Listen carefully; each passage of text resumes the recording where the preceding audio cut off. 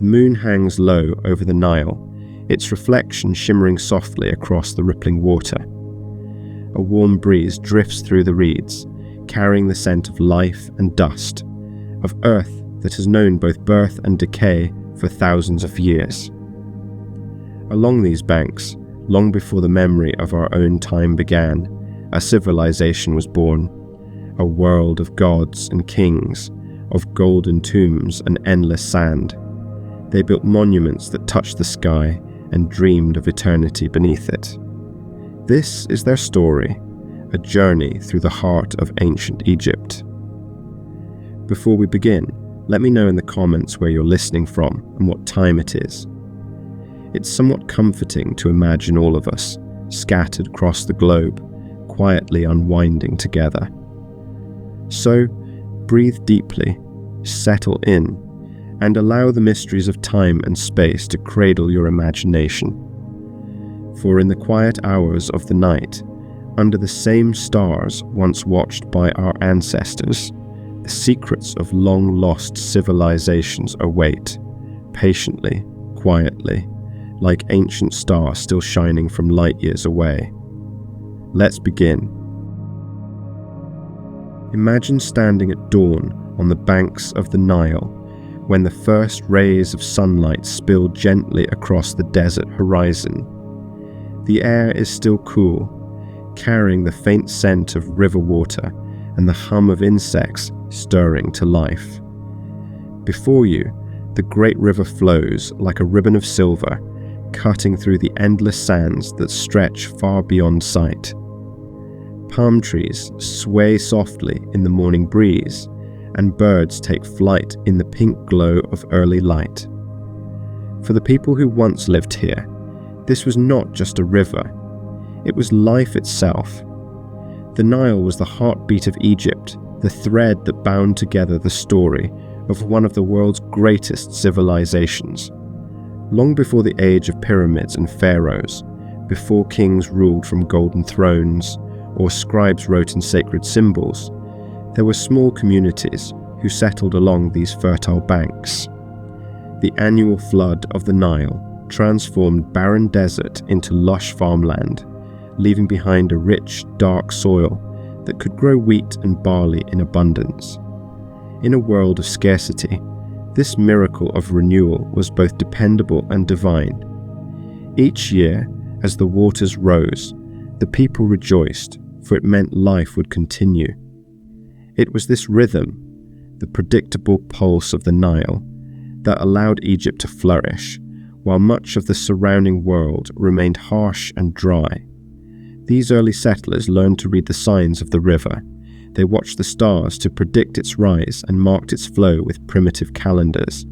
They built homes from mud brick, shaped by hand and baked in the sun, and began to form the first villages.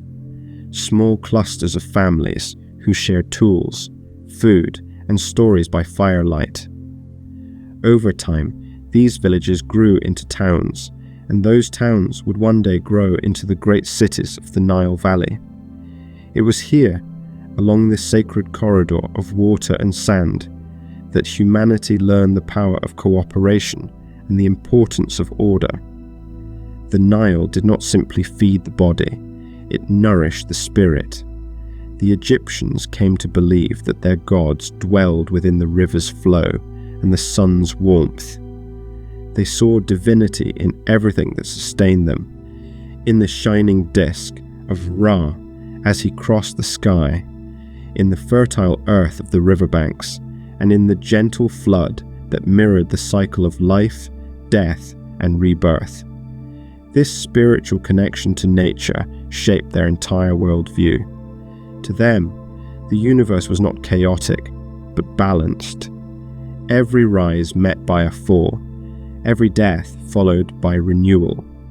This concept of harmony would later become the guiding principle of Egyptian life, known as Mayat, truth, balance, and cosmic order. As the centuries passed, trade began to flourish along the river. Canoes carved from acacia wood glided between settlements, carrying grain, pottery, and animal hides. The Nile became not only a lifeline, but a highway, a means of connection between distant peoples who spoke the same tongue and prayed to the same gods. The river united the land in ways the desert never could. It was said that Egypt was the gift of the Nile, and indeed, without it, there would be no Egypt at all. As communities grew, so too did social organization. Some families gathered greater wealth and influence, taking charge of distributing grain, managing floods, and offering prayers to the gods. Tribal leaders emerged, guiding their people through both abundance and drought. From these early leaders would come the first kings, men who claimed divine right to rule, not as conquerors, but as stewards of Ma'at, guardians of harmony between heaven and earth. The foundations of monarchy were being laid long before crowns of gold or temples of stone appeared. By around 5000 BC, the landscape of the Nile Valley had transformed. Fields of green stretched in ribbons along the river's edge, dotted with mud brick homes and small shrines to local deities. Farther from the water, the desert shimmered in the heat, its silence broken only by the wind sweeping across the dunes.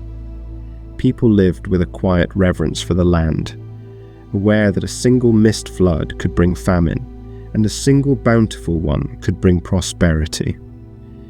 This balance between fear and gratitude defined the Egyptian relationship with nature, a delicate dance between the known and the mysterious. The early Egyptians were also innovators. They created some of the world's first irrigation systems, carving canals to guide the river's flow and store its precious waters for the dry season. They invented tools for farming, learned to bake bread, and developed pottery techniques that were both beautiful and practical. Through necessity, creativity bloomed, and with it, the beginnings of art and expression. In the patterns carved into pottery and the symbols painted on walls, we can glimpse the first whispers of what would one day become hieroglyphs, the sacred script of a people learning to preserve their thoughts for eternity. As dusk falls on that ancient world, the colors of the desert shift once more. The river glows amber beneath the setting sun, and the voices of villagers rise in gentle songs of thanks. The scent of cooking fires fills the air, and shadows lengthen across the sand. Children play at the water's edge, their laughter mingling with the rustle of reeds. Tomorrow, the Nile will rise again, as it always has, patient, eternal, and full of promise. Here, in the gentle rhythm of the river, Egypt was born. From these humble beginnings, beneath the endless desert sky, the first threads of civilization were woven, threads that would one day form the tapestry of an empire. And as night descends over the valley, the Nile continues to whisper softly to the stars, carrying with it the dreams of a people who would endure for millennia. The sun rises once more over the valley, painting the river gold as it slips through the heart of the land. A thin mist drifts above the water, and in the distance, smoke rises from small settlements beginning their morning work. The world feels peaceful, yet beneath the surface, something profound is stirring, a quiet transformation that will shape the destiny of Egypt forever. The time of simple villages is ending. The age of kings is about to begin. As generations passed, the people of the Nile grew in number and ambition. Their villages spread like beads along the river, connected by trade, kinship, and belief. But with growth came tension, disputes over water, land, and power. Two distinct regions began to form: Upper Egypt, stretching along the narrow southern valley, and Lower Egypt, fanning out into the wide and fertile delta to the north. Though both shared the same gods and culture, they developed their own identities, their own rulers, and their own symbols. Upper Egypt's emblem was the tall white crown, while Lower Egypt bore the red one.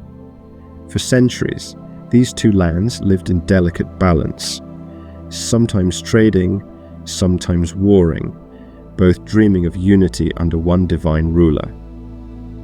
Around 3100 BC, a powerful leader emerged from the south, a king known to history as Narmer, or as later legends would call him, Menes.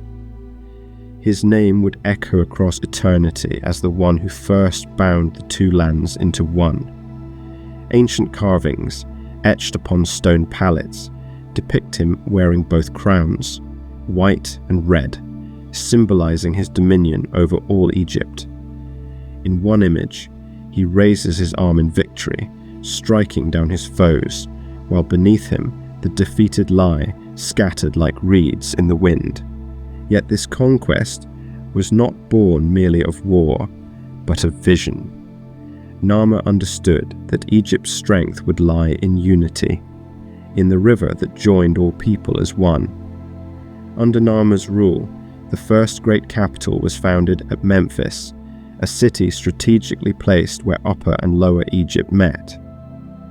There, near the mouth of the delta, the early pharaohs could oversee trade, manage floods, and command their growing nation. Memphis became a symbol of balance, the earthly reflection of Maat, the cosmic order. Temples began to rise from mud brick foundations, and scribes recorded the names of kings and offerings to the gods. For the first time, history itself began to take shape through the written word. These early hieroglyphs were not just symbols, they were sacred pictures, a language of the divine. Each carving carried layers of meaning. A bird could represent freedom, a wave could mark both water and sound. In these earliest inscriptions, the Egyptians captured more than information. They captured identity. The written word allowed memory to endure beyond a single lifetime, and through it, the voices of the first pharaohs still whisper to us today. The unification of Egypt brought peace and prosperity. The Nile's waters were now shared under one law, its bounty distributed with fairness, its floods measured and anticipated by a growing class of officials. The pharaoh became not only a ruler, but a bridge between the mortal world and the gods. He was the living embodiment of Horus, the falcon god, who soared high above the land, his eyes watching over all. And when a pharaoh died, it was said he joined Osiris, lord of the afterlife, to guide his people from beyond the veil. With this divine kingship came the first great monuments to eternity. The earliest tombs, known as mastabas, began to appear, rectangular, flat-roof structures built of mud brick and stone. Within them, kings were laid to rest with offerings of food, jewelry, and precious goods meant to accompany them into the next life. Though modest compared to the pyramids that would come, these mastabas marked the beginning of Egypt's obsession with immortality. Life and death were not separate realms, but two halves of the same eternal cycle, bound by faith in rebirth. Society grew more complex under the first dynasties. Craftsmen and artisans worked to adorn temples with carvings of gods and scenes of daily life. Farmers toiled in the fields, their labor feeding an entire nation. The first great administrative systems took shape. Records of harvests, offerings, and trade carefully noted on clay tablets and papyrus scrolls. Through discipline and devotion, Egypt was becoming more than a land. It was an idea, a living embodiment of order amidst the chaos of the desert. Religion too flourished. The people believed that as long as they honored the gods and upheld Maat, the sun would rise each morning, the Nile would flood each year, and harmony would prevail. Every element of life was ritualized, from the planting of crops to the crowning of kings. The pharaoh stood at the center of it all, a mortal whose heart was thought to carry the will of the divine. His role was not only to rule, but to maintain balance between the forces of light and darkness, life and death, chaos and order. By the close of the First Dynasty, Egypt had become one of the most advanced societies in the world. Its people had harnessed nature, created writing, and forged a kingdom that would endure for more than 3,000 years. Yet their eyes were always turned toward eternity, and their hearts toward the afterlife. The concept of continuity, of life flowing endlessly like the Nile, shaped everything they built, believed, and became. As twilight falls once again across the desert, the pyramids have not yet risen, nor have the temples of Thebes or the statues of Ramses been carved from stone. But the foundations are here, quietly waiting beneath the sands. A warm breeze moves across the plain, carrying with it the murmur of the river and the faint whisper of voices of kings and dreamers who first imagined an Egypt united, eternal, and divine. In the fading glow of sunset, the two lands rest as one beneath the gentle watch of the stars, and the story of Egypt has truly begun. The morning sun rises over the desert plateau, turning the sand to molten gold. The air hums with warmth as the first rays touch the limestone cliffs and shimmer upon the slow-moving Nile below. From the horizon, the faint silhouettes of distant structures begin to take shape, angular, geometric, impossibly grand. They seem to pierce the sky itself, gleaming beneath the endless blue. This is Egypt's old kingdom, the age of pyramids, of divine kings, and of dreams built in stone. Around 2700 BC, Egypt entered a period of stability and splendor under the rule of its early dynasties. The first pharaohs had united the two lands, but now their descendants sought something greater, permanence. To these rulers, life on earth was but a fleeting moment in the eternal journey of the soul. Their monuments, their rituals, their art, all were crafted to echo across eternity. And in that pursuit, Egypt began to build wonders that would outlast even the memory of their makers. The dawn of this era began with a visionary named Djoser, a pharaoh of the Third Dynasty. He ruled from the capital of Memphis and sought to honor the gods in a way no king had done before. Under his command, his architect, the legendary Imhotep, conceived a monument unlike any the world had ever seen, a structure not of mud brick but of stone. Rising tier upon tier into the sky, the step pyramid of Saqqara stood as a stairway to heaven, a bridge between the world of the living and the realm of the divine. Each block was cut and placed by hand, carried from nearby quarries by laborers who toiled under the blazing sun. The work was immense, but it was done with devotion. For the Egyptians, to serve the pharaoh was to serve the gods themselves. When the pyramid was complete, it shimmered white in the desert light, its reflection visible for miles, a beacon of faith and ambition. Within its chambers, Djoser was entombed among treasures and offerings, ready to ascend to the heavens as a god. This architectural triumph marked the beginning of a new era. Pharaohs who followed sought to outshine their predecessors, commissioning ever larger tombs to house their eternal spirits. By the time of the Fourth Dynasty, the ambition of kings had reached heights both literal and symbolic. The rulers, Sneferu, Khufu, Khafre, and Menkaure, would transform the landscape forever, building monuments so vast and precise that even millennia later their mystery endures. Sneferu, known as the Builder King, experimented with design and structure, constructing not one but 3 great pyramids. His bent pyramid at Dahshur, with its unusual change in angle, revealed the challenges of achieving perfection in stone. Yet from these experiments came mastery, and soon after, his red pyramid stood tall and true, the first smooth-sided pyramid in history. It was from Sneferu's innovations that his son Khufu would draw inspiration to create the most iconic monument of all. At Giza, beneath the open sky, Khufu's vision took shape.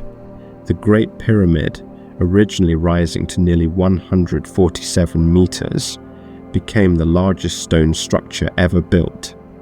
More than 2 million limestone blocks, each weighing several tons, were meticulously aligned to the cardinal points with astonishing accuracy. The precision was so exact that modern instruments still marvel at its perfection. Within its silent corridors lay the king's chamber, built not merely as a tomb, but as a vessel for the Pharaoh's rebirth among the stars. To the ancient Egyptians, the pyramid was more than a monument. It was the cosmos in stone, a model of creation itself, symbolizing the ascent of the soul toward the heavens. Nearby, Khufu's successors continued his legacy. Khafra, builder of the second pyramid, also commissioned the Great Sphinx, a colossal guardian carved from limestone, its face believed to bear the features of the king himself. Half lion, half man, the Sphinx watched eternally over the necropolis, symbolizing strength, wisdom, and divine protection. In its stillness, it has endured thousands of years of wind and sand, gazing endlessly across the horizon, as if lost in contemplation of eternity. The pyramids were not merely royal tombs, they were the centerpieces of vast temple complexes, where priests performed rituals to sustain the pharaoh's spirit in the afterlife. Surrounding them, entire cities of workers thrived, stonemasons, engineers, artists, and laborers who were fed, housed, and honored for their service. These were not slaves, as once believed, but skilled craftsmen who saw their labor as sacred duty. Hieroglyphs and carvings found near the pyramids reveal their pride. Inscriptions of work gangs calling themselves the Drunkards of Menkaure or the Friends of Khufu, adding a touch of humanity to their monumental task. While the pyramids symbolized divine eternity, daily life in the Old Kingdom remained deeply rooted in nature and ritual. The Nile continued to dictate the rhythm of the year, planting, harvest, and flood, all guided by the movement of the stars. The pharaoh, seen as the living son of Ra, was responsible for maintaining harmony between heaven and earth. Each morning, priests in sun temples offered hymns and incense to greet the rising sun, while across the land, families prayed for good floods and plentiful crops. Life and faith were woven together in a seamless, unbroken cycle. The artistry of the Old Kingdom reached new heights. Sculptors crafted statues of serene faces with timeless expressions, the ideal of eternal calm. Reliefs depicted scenes of fishing, farming, and celebration, preserving the beauty of everyday life in immortal stone. Even in the grandest monuments, there was tenderness, a quiet acknowledgement that human love, laughter, and longing endured beyond the grave. Yet, as with all golden ages, the brilliance of the Old Kingdom would one day fade. Over time, the immense cost of pyramid building strained Egypt's resources. Regional governors gained power, and droughts disrupted the balance that had long sustained the land. The harmony of Ma'at began to falter, and whispers of unrest spread through the valley. But even as the kingdom's unity weakened, the monuments of its glory remained, steadfast and unyielding against time. As the final light of day fades over the plateau, the pyramids glow softly beneath a violet sky. The wind sighs across the sand, carrying the scent of dust and stone. Shadows stretch long and silent, and the stars begin to emerge. the same stars the pharaohs once believed they would join in death. The night is quiet, eternal, and still. The pyramids stand as they always have, their sharp edges softened by time, their mystery undimmed. Beneath their gaze, the desert sleeps, and the dreams of Egypt endure, carved forever in the language of stone. The morning sun rises once more over the Nile, casting soft gold upon the river's surface. The air is cooler now, quieter. The energy of the old kingdom has faded into memory. The great pyramids still stand in solemn silence, their shadows stretching across the sands like echoes of a distant past. Time has moved gently forward, and with it, Egypt has changed. What was once a realm of divine kings and monumental ambition has become a land seeking balance once again. Out of the stillness of decline comes renewal. The Middle Kingdom, an age of reflection, of art, and of quiet rebirth. The centuries following the Old Kingdom were marked by fragmentation and uncertainty. Local governors, known as nomarchs, began to rule their regions independently. The once central power of the pharaoh waned, and Egypt became divided, not in war, but in spirit. Records speak of famine and hardship, of rivers that did not rise and harvests that failed. The people turned inward, reflecting on the fragility of life and the need for order. Yet from this hardship emerged something rare and beautiful, a deeper humanity, a recognition that even divine kings were mortal, and that the essence of Egypt lay not only in its monuments, but in its people. It was during this time that a man named Mentuhotep II rose to prominence. Ruling from Thebes in Upper Egypt around 2050 BC, he became the unifier once more, the restorer of Ma'at, the bringer of peace to a divided land. Under his leadership, the two lands were reunited, and the Middle Kingdom was born. Thebes, his capital, blossomed into a center of art, architecture, and devotion. From its temples and palaces flowed a new vision of Egypt, one less focused on sheer grandeur and more attuned to harmony, introspection, and the continuity of life. Mentuhotep's mortuary temple at Deir el-Bahari marked a new style in Egyptian architecture. Built into the cliffs overlooking the Nile, it blended seamlessly with the surrounding landscape. Stone merging with mountain, form merging with meaning. Gone were the colossal pyramids that reached for the heavens. In their place came structures that embraced the earth itself, as if the Egyptians had turned their gaze inward, seeking divinity not above, but within. The Middle Kingdom was an era of balance between power and compassion, faith and wisdom, earth and sky. The pharaohs who followed continued this vision. They saw themselves not as distant gods, but as shepherds of the people, protectors of the land. Their governance was thoughtful, their reigns marked by stability and prosperity. The Nile's floods returned to regular rhythm, and the fields once more grew full and green. Across the land, trade routes expanded, south into Nubia, east toward the Red Sea, and north into the Levant. Egypt became a bridge between worlds, exchanging gold, ivory, and incense for cedarwood, copper, and precious stones.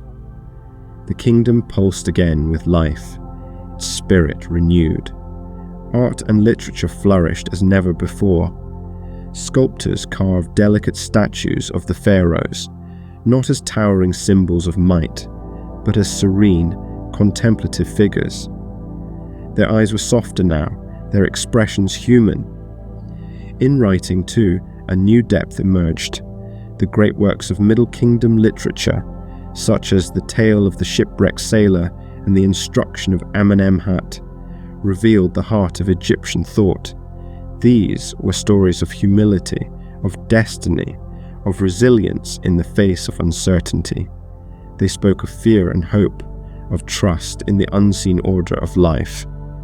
Through their words, the Egyptians found comfort, a way to make sense of the world's unpredictability. This period also deepened Egypt's religious philosophy. The idea of the afterlife evolved, becoming more personal and inclusive. No longer was eternal life reserved only for kings.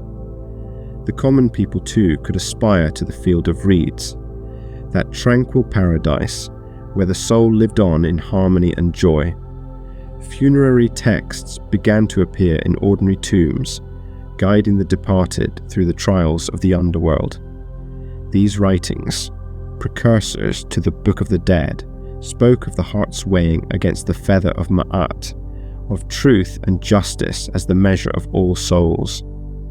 The concept of morality had become universal, a gentle wisdom shared by all who lived under the Egyptian sun. In art and architecture, the Middle Kingdom found grace in symmetry. Temples rose with precise geometry, their columns etched with prayers to the gods. Tombs were painted with scenes of daily life, farmers harvesting grain, musicians playing harps, families sharing meals. These images captured a sense of contentment and order, a belief that the divine was present not only in temples, but in every simple act of living. The Egyptians of this age saw beauty in balance, not in conquering nature, but in coexisting with it. Among the greatest rulers of this era was Senusret III, a pharaoh remembered for his wisdom and strength. He expanded Egypt's borders, built fortresses along the Nile to secure trade, and reformed the government to ensure justice and efficiency. But his legacy was more than political. His statues, carved with deep lines and weary eyes, reveal a man burdened by responsibility, aware of both the glory and the weight of kingship. In his face, we see the maturity of a civilization that had learned not only how to build, but how to endure. By the end of the Middle Kingdom, Egypt had achieved a harmony unseen since the days of the first pharaohs. The Nile flowed steadily, its floods measured and recorded. The temples sang with hymns to the gods, and the land prospered. Yet even in this calm, the seeds of change were stirring once again. Distant peoples watched Egypt's wealth with envy, and beyond its borders, new powers began to rise. But for now, the desert was still, the river gentle, and the hearts of the people at peace. As twilight descends over the Nile, the sound of evening prayers drifts through the air. The river glows with reflected light, and the faint call of a heron echoes across the reeds. Villagers gather by the water, their faces illuminated by flickering firelight. They share bread, stories, and laughter, their voices mingling with the whisper of the wind. Somewhere in the distance, the temple drums sound softly, a heartbeat of faith that has never ceased. And as the stars return to their places above the valley, Egypt breathes again, timeless and whole, reborn from its own reflection. The dawn over Thebes glows like molten gold. The first light of morning spills across the temples and gardens, catching on the polished tips of obelisks that pierce the sky. The air is filled with the faint scent of lotus blossoms, mingling with the sound of gentle waves against stone docks. Priests move through the temple courts in white linen robes, carrying offerings of incense and flowers, their footsteps echoing softly across the polished floors. In the distance, the desert shimmers beneath the rising sun, and the Valley of the Kings lies quiet and still, holding within it the secrets of immortality. This is the new kingdom, Egypt at the height of its splendor, a world of power, faith, and beauty, where the gods seem to walk among mortals. Around 1550 BC, Egypt was reborn once more, after years of division and foreign rule, Thebes rose as the center of a renewed and unified land. The Theban princes had driven out the Hyksos invaders, foreign rulers who had once dominated the delta. And in their victory, Egypt found its strength again. The new pharaohs saw themselves as both warriors and visionaries, destined not only to restore Egypt's former glory, but to expand it beyond the boundaries of imagination. The new kingdom would become an empire of gold, art, and divinity, a civilization at its zenith. The first of these great rulers was Ahmose I, the founder of the 18th dynasty. He re-established control from the delta to Nubia and reopened Egypt's temples, which had long been neglected during foreign occupation.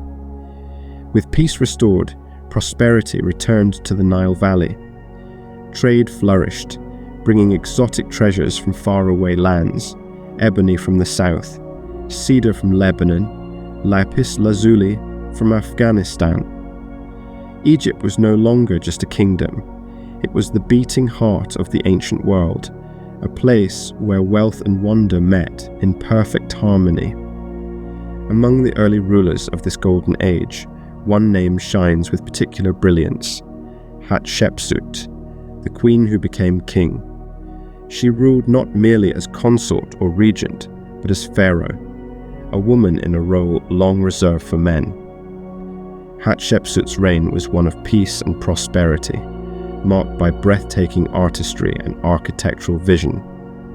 At Deir el-Bahari, her mortuary temple rose in terraces from the desert cliffs, an elegant harmony of stone and sunlight. Its colonnades were carved with scenes of her divine birth, her expeditions to the distant land of Punt, and her offerings to the gods. She ruled with wisdom and grace, her focus not on conquest, but creation.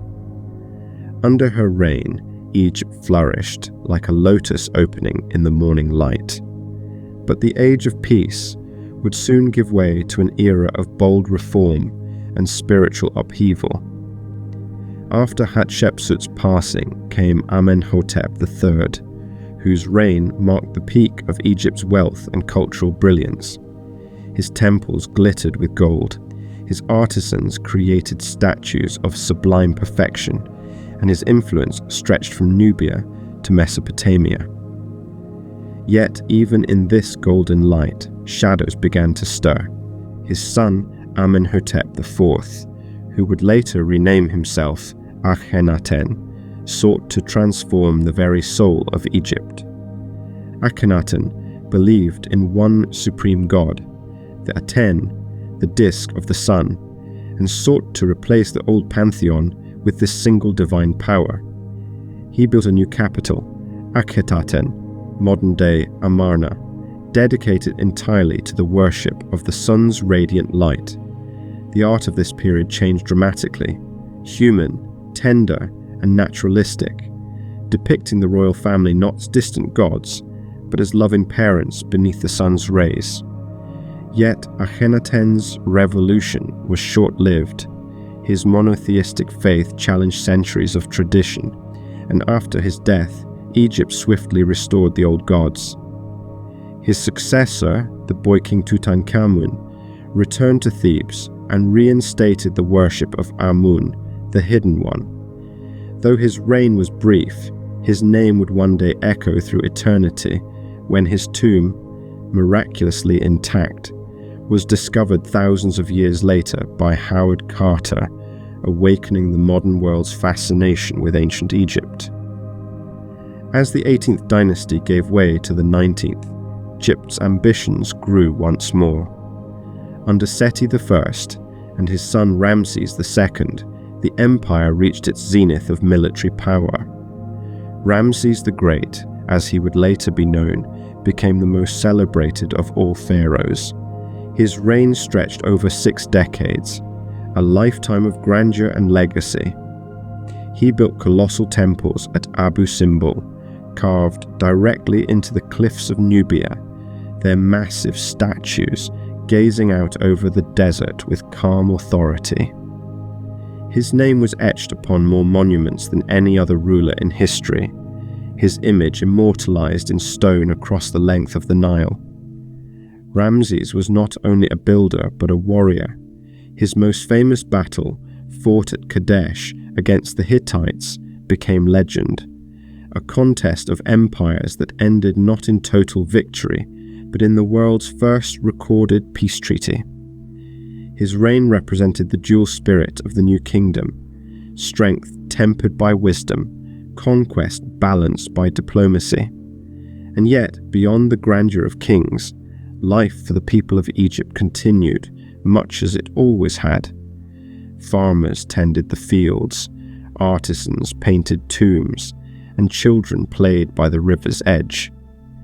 The hum of daily life carried on beneath the shadow of temples and monuments, as steady as the Nile's flow.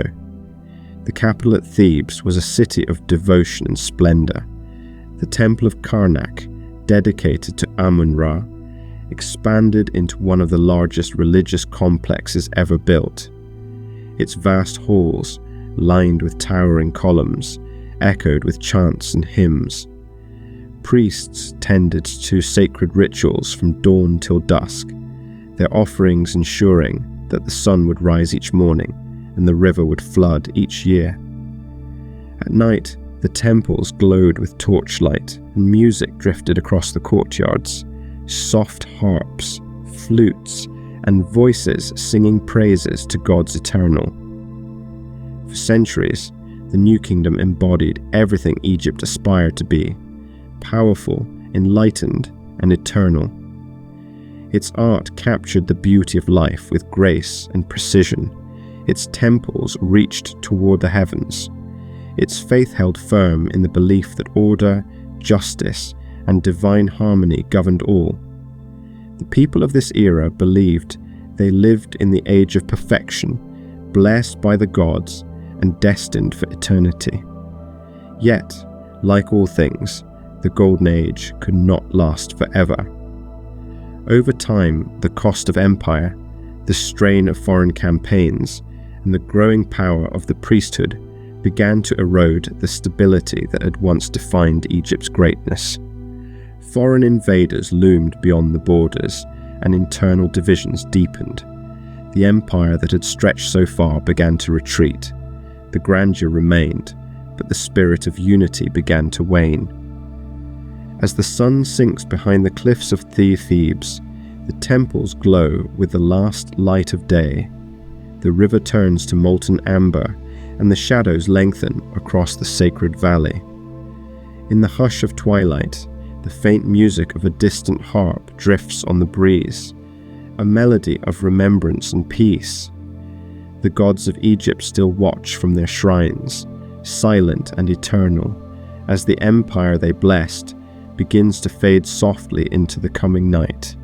The stars rise above the desert, reflecting in the calm waters of the Nile, and once again, Egypt dreams beneath the gaze of eternity. The desert dawn glows pale and quiet, and from the shadowed horizon, the sun begins its slow ascent. Its first rays touch the towering pylons of a temple, lighting up the sacred carvings etched deep into stone.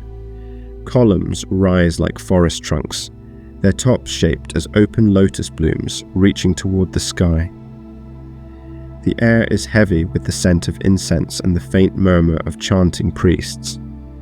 A low hum of life fills the inner halls as sunlight streams through narrow openings, illuminating motes of golden dust that dance in the air like spirits come alive. This is Egypt's sacred world, a place where the veil between the mortal and the divine is thin as silk, and where gods walk side by side with humankind. To the people of ancient Egypt, the universe was a delicate balance between order and chaos, light and darkness, life and death. At the heart of this harmony stood Ma'at, the eternal principle of truth, justice, and cosmic order. Every sunrise, every flood of the Nile, Every breath drawn by human and animal alike was part of this balance. The role of the pharaoh, the priests, and even the common people was to uphold it, to live in alignment with the rhythm of the cosmos. In doing so, they honored the gods who had created the world and sustained its endless cycle. Egypt's pantheon was vast and intertwined. There was Ra, the sun god, who sailed his golden bark across the heavens each day and through the underworld each night, battling the serpent Apophis to ensure the dawn's return. There was Osiris, lord of the afterlife, who ruled the realm of the dead with wisdom and mercy, and Isis, his devoted wife, goddess of magic, motherhood, and healing. Horus, their son, the falcon-headed god, watched over the pharaoh and symbolized divine kingship, his keen eyes representing the sun and the moon. Anubis, with the head of a jackal, guided the souls of the dead to judgment, while Thoth, god of wisdom and writing, recorded every word and weighed every truth. Each god and goddess represented a force of nature, a thread in the great tapestry of existence. To worship one was to acknowledge the sacredness of life itself, the sun that gave warmth, the river that gave food, the stars that gave guidance. Temples rose across the land as bridges between the earthly and the eternal. The grandest of them all, such as Karnak and Luxor, were not merely places of prayer, but cosmic maps carved into stone, designed to mirror the heavens above. Their walls were covered with scenes of creation, offerings, and celestial journeys, painted in vibrant hues that glowed in torchlight. Within these sacred halls, priests performed daily rituals to awaken the gods as statues, washing and dressing them as though they were living beings. Music filled the air, the soft echo of sistrums and flutes, as incense smoke coiled upward, carrying prayers to the unseen world. For the Egyptians, death was not an ending, but a continuation, a passage from one realm to the next. The afterlife, they believed, was a reflection of earthly life perfected and eternal. It was called the Field of Reeds, a tranquil paradise where the soul could farm, feast, and rejoice forever under the gentle light of the sun. But entry into this paradise was not guaranteed. It had to be earned through a life of righteousness and balance. Upon death, the soul embarked on a journey through the underworld, the Duat, a landscape of shadow and mystery, filled with both trials and guardians. At the heart of this journey stood the Hall of Judgment, where the deceased faced the final test. Here, Anubis would weigh the person's heart against the feather of Ma'at. Thoth stood nearby to record the verdict, while Osiris sat upon his throne, surrounded by 42 divine assessors. If the heart was light and pure, the soul was granted eternal life. But if it was heavy with sin and falsehood, it was devoured by Amit, a monstrous creature, part lion, part crocodile, part hippopotamus, the end of existence itself. This vision of judgment was not one of fear, but of fairness, a reflection of the Egyptians' belief that the universe was inherently just. To prepare for this eternal journey, the Egyptians developed elaborate funerary practices. Bodies were preserved through mummification, ensuring that the spirit could recognize its earthly vessel in the afterlife.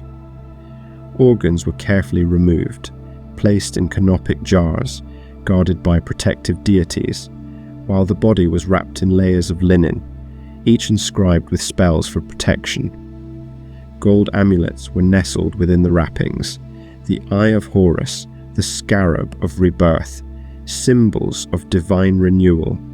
The process was sacred, a ritual of transformation that returned the mortal body to its eternal form. The tomb itself was more than a resting place. It was a home for the soul.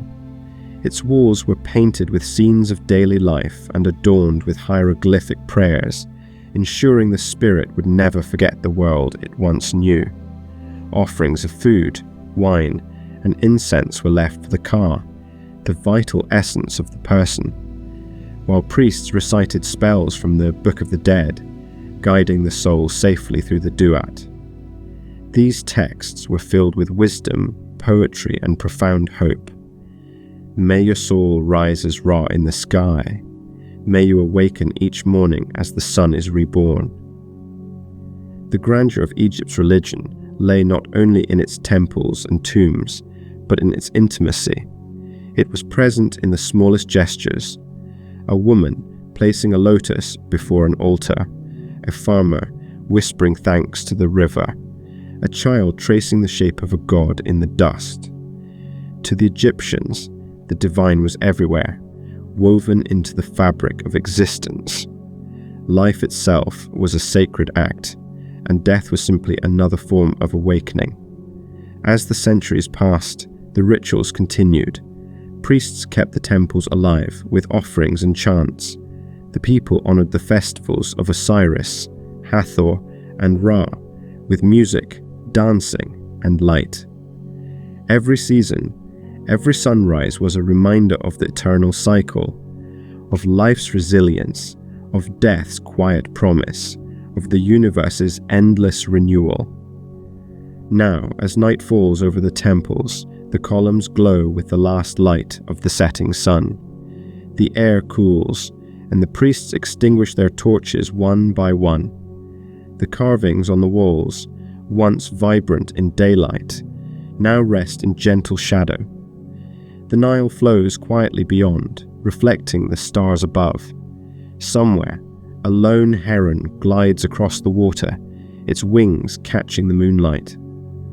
In the stillness, you can almost hear the faint echo of distant hymns, the timeless chant of those who believed that life and death are but two verses of the same eternal song. And in that peaceful rhythm, Egypt sleeps, ancient, sacred, and everlasting. The first light of dawn spills gently across the Nile, turning the water into rippled bands of gold. In the distance, palm trees sway softly, and the cries of ibis birds echo through the morning haze. A fisherman stands knee-deep in the shallows, casting his net with a slow, practiced motion, while on the riverbank, children laugh as they chase each other through the reeds. The day begins much as it always has, beneath the watchful gaze of the rising sun. In this peaceful world, far from the splendor of the temples and tombs, lies the true heartbeat of Egypt, the art and life of its people. For all their devotion to gods and kings, the ancient Egyptians were above all lovers of life. They found joy in the everyday, in music, laughter, and the warmth of family. Their homes, made from sun-baked mud brick, stood in neat rows along the riverbanks, close enough to the water to draw from its bounty, yet far enough to avoid the floods. Inside, the walls were plastered and painted white to reflect the light, and the air was filled with the smell of bread baking in clay ovens. Simple yet elegant furniture, wooden stools, woven mats, and low tables filled the rooms. In the courtyard, animals grazed and children played, their laughter carrying through the morning air like a song of the Nile itself. Life flowed with the rhythm of the seasons. The year was divided by the Nile's moods. The inundation, when the river rose and flooded the fields. The emergence, when the waters receded and crops were sown. And the harvest, when golden grain filled the air with the scent of abundance. The people watched the river closely, their hopes and fears bound to its rise and fall. Festivals marked the turning of each season, moments of celebration and gratitude, filled with music, dancing, and offerings to the gods. In these gatherings, the Egyptians revealed their greatest gift, the ability to find beauty and joy in harmony with nature. Art was woven into every part of their lives, from the walls of temples to the smallest household objects. Every detail carried meaning and grace. The Egyptians believed that beauty was a form of truth, a reflection of divine order. Their paintings, though stylized, were alive with color and rhythm. Scenes of workers harvesting grain, musicians playing harps, and families sharing food beneath the shade of palms. The figures were not merely decorative. Each gesture, each hue was symbolic. Blue represented the life-giving water of the Nile. Green symbolized fertility. Gold evoked the eternal light of the sun. Through art, they expressed both reverence and love, for the gods, for the land, and for each other. Music, too, filled their world. In the courts of kings and in village festivals alike, melodies drifted through the air from harps, flutes, and sistrums, a kind of sacred rattle used in religious ceremonies. Women often played instruments, their songs rising in praise of Hathor, goddess of love, joy, and motherhood. Dancers moved in graceful patterns, their arms extended like wings, their feet tapping softly to the rhythm of drums. Even in death, the Egyptians believed music would accompany them into eternity, a reminder that joy was not lost with the setting of the sun, but reborn each dawn. Education and craftsmanship were highly valued. Boys learned their father's trade, farming, building, or carving, while others studied to become scribes, learning to write in the elegant curls and symbols of hieroglyphs. The scribe's pen was considered mightier than any tool. It recorded prayers, laws, and histories that would endure for millennia. To be a scribe was to hold power over memory itself, preserving the voice of the living for the ages of the dead. The craftsmen of Egypt were masters of precision. In workshops filled with the scent of cedar and resin, they carved statues of gods, shaped jewelry from gold and lapis lazuli, and painted intricate patterns on pottery. Each piece, no matter how small, carried intention, a sense of order that reflected Ma'et, the universal harmony. Tomb painters worked in silence by lamplight, their brushes gliding across plaster walls to depict the eternal world their patrons longed for. Their artistry was not merely craft, but devotion, a meditation on life's beauty and the promise of its continuation beyond death. Daily life was simple, but filled with richness. Men labored in the fields or on construction sites, often singing to keep time as they worked. Women tended to households, brewed beer, wove linen, and cared for children.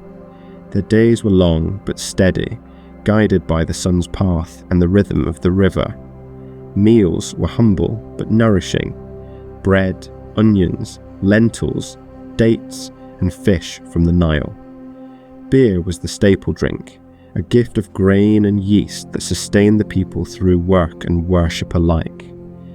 In the evenings, families gathered outside their homes, watching the sunset turn the sky to fire and then fade to violet as stars appeared. The Egyptians cherished these quiet moments, reminders of their connection to the world around them and to one another. Social life was bound by respect and kindness. The Egyptians valued community, hospitality, and generosity. They believed in treating others with fairness, echoing the divine principle of Ma'at. Even in their humor, which survives in ancient writings, they reveal warmth and wit, jokes about human folly, love, and daily mischief. Their hearts were not weighed down by their religion's solemnity, but lifted by the belief that life itself was sacred. Festivals brought color and joy to every town and village. During the festival of Opet in Thebes, the statue of Amun-Ra was carried in a grand procession from Karnak to Luxor Temple. The streets filled with music, flowers, and celebration, and the air pulsed with a sense of unity, gods and mortals rejoicing together. At night, lamps floated upon the river like stars set adrift, their reflections shimmering in the dark water. Such moments reminded the people that even amidst the vastness of eternity, life's greatest beauty was found in the present, in laughter, song, and the shared light of community. As dusk falls once again across the Nile, the village settles into quiet. The last of the boats drift toward the shore, their sails glowing orange in the sunset. The smell of cooking fills the air, roasted fish, herbs, and freshly baked bread. Children's laughter fades into whispers as they fall asleep beside their parents, lulled by the sound of crickets and the soft rush of the river. Above, the sky deepens into indigo, and the stars awaken. The same stars that guided their ancestors and will guide countless generations to come. In this gentle harmony between work and rest, faith and joy, the spirit of Egypt endures. Its art, its music, and its daily rhythms continue to whisper to us across the ages. A reminder that even in a world of kings and gods, the true beauty of civilization lies in the quiet grace of ordinary life. The sun sets over the Nile in a blaze of gold and amber. The air is warm, but carries the faint chill of oncoming night. Across the water, temple columns stand tall, their carvings softened by centuries of wind and time. The statues of the gods, once freshly painted and gleaming, now wear the calm expression of age, patient, eternal, watching. The desert stretches endlessly beyond, silent and vast. In this stillness, the great empire of Egypt breathes out slowly, as though exhaling after millennia of glory. The light fades, and with it, the long golden age begins to wane. By the late New Kingdom, Egypt's power had reached its peak, and as history so often whispers, what reaches its height must, in time, begin to descend. The immense cost of temples, tombs, and military campaigns had strained the wealth of the land. Pharaohs, who once commanded armies and built monuments, now found themselves burdened by debt, their treasuries emptied by generations of ambition. The mighty priesthood of Amun, centered in Thebes, had grown nearly as powerful as the kings themselves, holding vast lands and resources. The balance that had long defined Egypt, the sacred harmony of Ma'at, began to falter. The people still prayed, still planted, still sang their songs to the river. Life for most continued as it always had, steady and cyclical. Yet beneath this calm surface, change was unfolding. Foreign powers, long held at bay by Egypt's might, began to creep closer. To the west lay the Libyans, to the north the rising empires of Assyria and Persia, and beyond them, distant lands whose eyes had begun to turn toward the riches of the Nile. Pharaohs like Ramses III fought bravely to preserve Egypt's borders. In one of the last great victories of the New Kingdom, he repelled an invasion by the mysterious sea peoples who had swept across the Mediterranean, destroying everything in their path. His triumph, though magnificent, marked the final flash of Egypt's imperial power. After his reign, the kingdom entered a slow decline. Famine, corruption, and internal strife weakened the central government. The line of divine kings grew uncertain, their authority divided between the north and the south. The once mighty voice of Egypt now spoke in whispers. In time, the capital shifted from Thebes to Tanis, then to Sais, as power followed the flow of politics and the demands of foreign trade. Egypt no longer stood apart from the world. It had become entangled within it. traders from Phoenicia, Greece, and beyond came to its ports, bringing goods, ideas, and influence. The land remained beautiful and bountiful, but it was no longer the solitary power it had once been. The desert silence, once filled with hymns to the gods, now carried the distant sound of change. The Libyans were the first to settle and rule, blending with the Egyptian way of life rather than destroying it. Their kings adopted Egyptian customs, titles, and gods, continuing the sacred rituals that had endured for centuries. Yet their rule marked a shift. Egypt was no longer governed by native pharaohs descended from divine blood, but by foreigners who sought legitimacy through imitation. Still, the people adapted with grace, as they always had. The temples remained open, the farmers tended their fields, and the Nile flowed on, indifferent to the hands that claimed it. Then came the Kushites from Nubia, the black pharaohs of the south, who conquered Egypt around 750 BC. They saw themselves not as conquerors, but as restorers, returning Egypt to its ancient piety and balance. Their reign, though brief, was one of reverence. They rebuilt temples, honored the old gods, and rekindled the spiritual fire of the land. Yet they too would be swept aside, this time by the iron might of the Assyrians, whose armies burned cities and carried kings into exile. For the first time in over 2,000 years, Egypt was no longer the master of its destiny. In the centuries that followed, Egypt became a prize fought over by empires. The Persians conquered and ruled it as a province, imposing their administration but respecting its traditions. When they too weakened, the land fell briefly back into Egyptian hands under a native dynasty, only to be taken again by Alexander the Great in 332 BC. To many Egyptians, this Macedonian conqueror seemed almost divine, a man favored by the gods, who honored their temples and restored their rituals. Under his successors, the Ptolemies, Greek, and Egyptian cultures intertwined. Alexandria rose upon the coast, a city of knowledge and light, home to the great library that sought to gather all wisdom under one roof.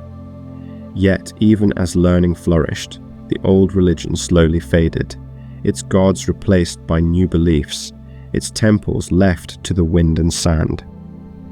Through all of this, the spirit of Egypt endured. Its art, its architecture, and its sense of eternal order continued to inspire even its conquerors. The Persians, Greeks, and later the Romans all bowed before the grandeur of its past, adopting its symbols, its mysticism, and its quiet majesty. The image of Isis spread across the ancient world, her name spoken from the Nile to the farthest reaches of the Mediterranean. The pyramids still stood as they always had, their stones glowing softly beneath the sun, untouched by the tides of empire. The people too remained resilient. In villages along the river, life changed little. The farmers still rose before dawn to tend their fields. The scribes still dipped their reeds in ink to record harvests and prayers. The mothers still told stories of gods and heroes to their children beneath the starlit sky. Though dynasties rose and fell, the essence of Egypt, the bond between land, river, and soul, could not be conquered. As centuries passed, the desert slowly reclaimed what time had left behind. Sand drifted over forgotten temples, burying statues and inscriptions until only their peaks showed through the dunes. The once bustling cities grew silent, their streets echoing with the ghosts of laughter and song. Yet in this stillness, there was peace. Egypt had not vanished, it had simply fallen into slumber, a timeless rest, waiting for the world to rediscover its story. Now, as night deepens over the Nile, the sky fills with 1,000 stars, shimmering like the jewels once laid upon the brows of kings. The air is cool and still. The great monuments stand in silhouette, their shapes softened by the moonlight. The river murmurs softly to itself, as though whispering to the past. Egypt, ancient and eternal, lies quiet, its once mighty voice now a lullaby carried on the desert wind, reminding us that even the greatest empires fade not with a cry, but with a sigh. Dawn breaks once more over the Nile, soft and golden. The mist rises gently from the river's surface, curling around the reeds like ancient breath. The land is quiet now, its once bustling cities turned to whispers of stone and sand. Yet, as the sunlight touches the worn faces of the temples, a strange feeling lingers, as though Egypt never truly left. Its voice may have faded from the winds of empire, but its spirit lives on, woven into the very fabric of human civilization. The kingdom that once dreamed of eternity found it, not in conquest or gold, but in the endurance of its ideas, its symbols, and its soul. The influence of ancient Egypt reaches far beyond its borders and far beyond its time. Its architecture, its art, its philosophy of life and death, all became the foundation upon which later cultures would build. When Greece rose to prominence, its scholars gazed upon the temples and pyramids of the Nile with reverence. They saw in Egypt a civilization of wisdom and mystery, a land that had already solved questions they were only beginning to ask. The philosopher Plato called Egypt the cradle of knowledge, and Greek priests traveled to its temples to learn the secrets of the stars, medicine, and the divine order of the world. The Greeks borrowed more than knowledge, they absorbed Egypt's spirit. The goddess Isis, once worshipped in Thebes, became beloved across the Mediterranean. In Greece and later in Rome, she was honored as the universal mother, a symbol of rebirth, compassion, and eternal life. Her image, with arms outstretched and stars upon her brow, would inspire countless depictions of divine femininity for centuries to come. Even in far-off lands, her temples stood as reminders that the mysteries of Egypt could not be contained by borders or time. In art and architecture too, Egypt's legacy endured. The monumental pillars, the symmetry of temples, and the grandeur of stone became models for classical design. The Greeks and Romans imitated the precision of Egyptian geometry, their sense of harmony and proportion shaping cities, palaces, and monuments across the ancient world. The obelisks that once stood before the temples of Karnak and Luxor were carried to foreign capitals, to Rome, Paris, London, where they still rise today, silent emissaries of a vanished age. Each stone carries with it the memory of the Nile, of hands that carved hieroglyphs in praise of gods who once ruled the sun and sky. But Egypt's true gift was not only its art, it was its way of seeing the world. The Egyptians believed in the continuity of life, the balance between all things, and the eternal rhythm of creation. These ideas seeped quietly into the philosophies that followed, echoed in Greek thought, in early Christian mysticism, and in the Hermetic writings that shaped medieval and Renaissance Europe. The concept of the soul's immortality, the notion of divine justice, the symbolism of resurrection, all trace their lineage to the beliefs of this ancient land. Even the great libraries and universities of later civilizations carried something of Egypt's spirit, born from its reverence for knowledge and the written word. For thousands of years after its decline, Egypt lay half forgotten beneath the sand, its temples buried, its writing indecipherable, its story veiled in silence. yet its memory lingered like a dream, a place of wonder and enigma. In the early centuries of exploration, travelers and scholars returned to its ruins, standing in awe before colossal statues and hieroglyphs that spoke a language no one could read. Artists painted its landscapes, poets wrote of its mysteries, and philosophers pondered its secrets. Egypt became the mirror through which humanity glimpsed its own longing for eternity. That longing reached its crescendo in the 19th century with the rediscovery of the Rosetta Stone, a simple slab of black basalt that unlocked the door to the past. Found by French soldiers near the town of Rosetta in 1799, it bore a decree written in 3 scripts: Greek, Demotic, and ancient hieroglyphic. For decades, scholars struggled to decipher its meaning until, at last, Jean-François Champollion cracked the code in 1822. For the first time in nearly 2,000 years, the words of the pharaohs could be read again. Their prayers, their decrees, their stories, all emerged from silence to speak to the modern world. It was as if Egypt herself had awoken from a deep and peaceful sleep. The rediscovery sparked a wave of fascination that swept across Europe and beyond. Egypt became a symbol of mystery and majesty, inspiring artists, writers, and architects. Museums filled with statues and sarcophagi, opera houses staged tales of pharaohs and queens. The image of Egypt, serene, eternal, and golden, took hold of the human imagination and never let go. Even today, in modern cities far from the desert, echoes of Egypt remain. In columns and pyramids, in literature and cinema, in the quiet awe that people feel when they gaze upon the face of a mummy or the curve of a hieroglyph.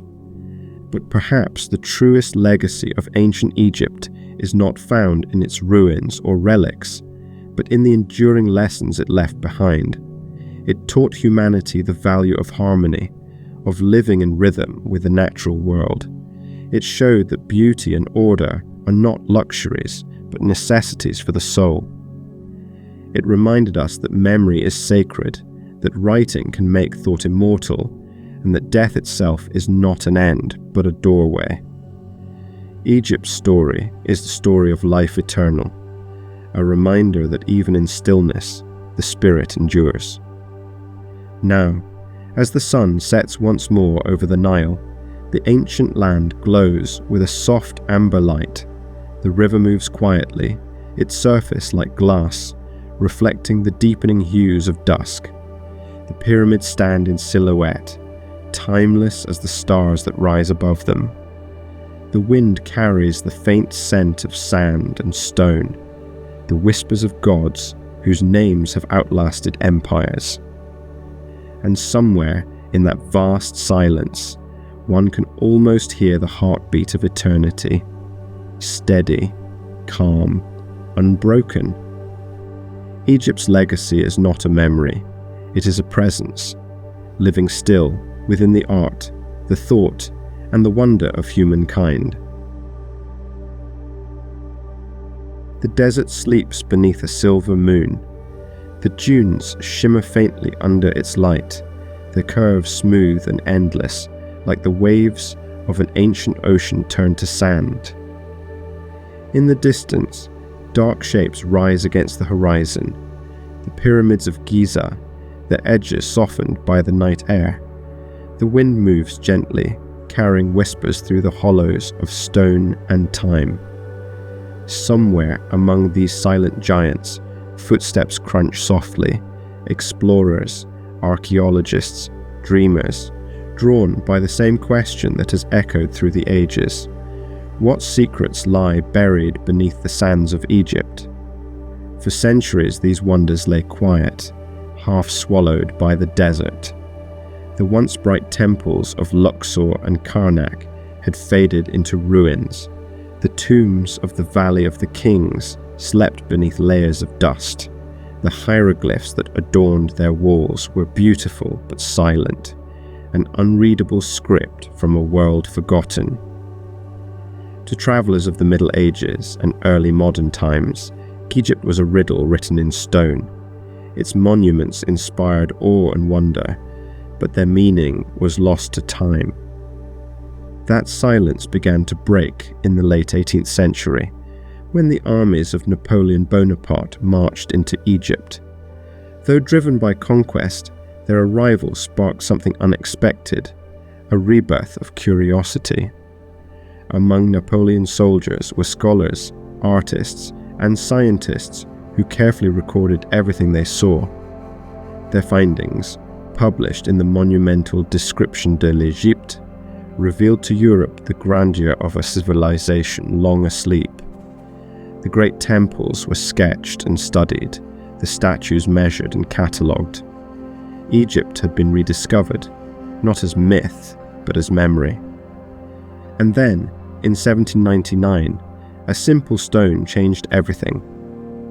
Near the town of Rosetta, French soldiers unearthed a slab of black basalt inscribed with 3 versions of the same text, one in Greek, one in Demotic, and one in ancient Egyptian hieroglyphs.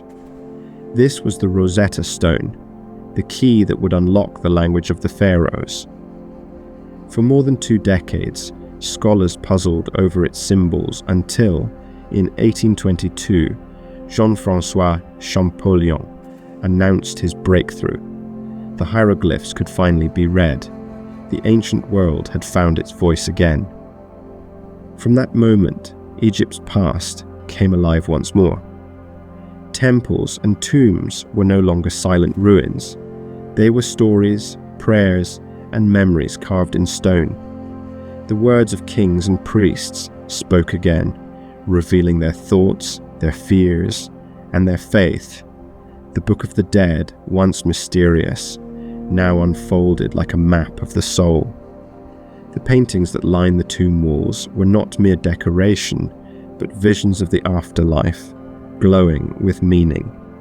The veil between our world and theirs grew thin, and humanity leaned closer to listen. In the decades that followed, explorers from across the world journeyed to Egypt, drawn by its allure. They braved the desert heat and shifting sands in search of tombs, treasures, and truth. Some sought knowledge, others sought fame. Among them was Giovanni Battista Belzoni, a towering adventurer whose strength and daring helped uncover many of Egypt's ancient wonders. He was among the first to explore the Valley of the Kings, his torchlight flickering across painted walls that had not been seen in thousands of years. But perhaps no discovery captured the world's imagination as completely as that of Howard Carter in 1922. After years of searching, on a cool November morning, Carter's team uncovered the steps leading to a sealed tomb, that of Tutankhamun, the boy king of the 18th dynasty. When he peered inside for the first time and was asked if he could see anything, Carter replied simply, "Yes, wonderful things." Inside lay treasures beyond imagining, golden statues, chariots, jewelry, and the perfectly preserved sarcophagus of the young pharaoh himself. For the first time, the world could look directly into the face of ancient Egypt, not through legend, but through the shimmering light of truth. The discovery ignited a wave of fascination that swept the globe. Newspapers printed photographs of the Golden Mask.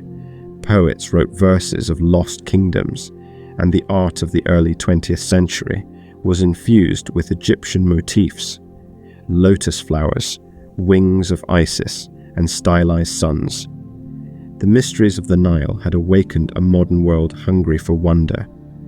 Egypt became not just a place on a map, but a symbol of endurance, proof that even after millennia of silence, beauty and knowledge can rise again from the dust.